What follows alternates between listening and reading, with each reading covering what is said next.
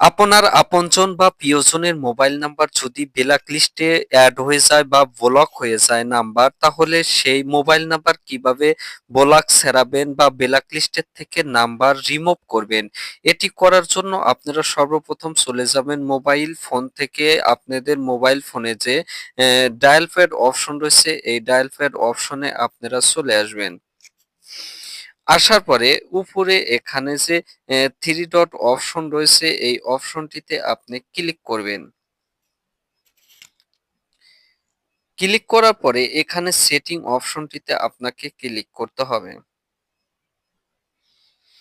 Click করার পরে এখানে একটি অপশন আপনি খুঁজে পাবেন, ব্লকেড নাম্বার নামে একটি অপশন খুঁজে পাবেন। এই অপশনটিতে আপনি ক্লিক করবেন। ক্লিক করার পরে আপনি দেখতেছেন এখানে আমার কতগুলো নাম্বার ব্ল্যাক লিস্টে রেখেছি, অর্থাৎ এই সমস্ত নাম্বার থেকে আমাকে কল দিয়ে গান শোনায়, তার জন্য এই নাম্বারগুলো আমি ব্ল্যাক লিস্টে রেখেছি।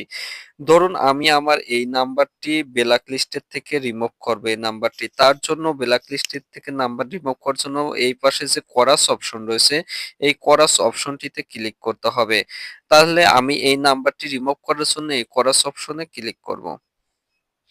ক্লিক করার পরে এখানে আনব্লক যে অপশনটি উঠছে, এই আনব্লক অপশনে ক্লিক করতে হবে। করলে এই নাম্বারটি আনব্লক হয়ে যাবে বা ব্ল্যাক লিস্টের থেকে রিমুভ হয়ে যাবে। দেখেন এই নাম্বারটি কিন্তু এখান থেকে দূর হয়ে গেছে।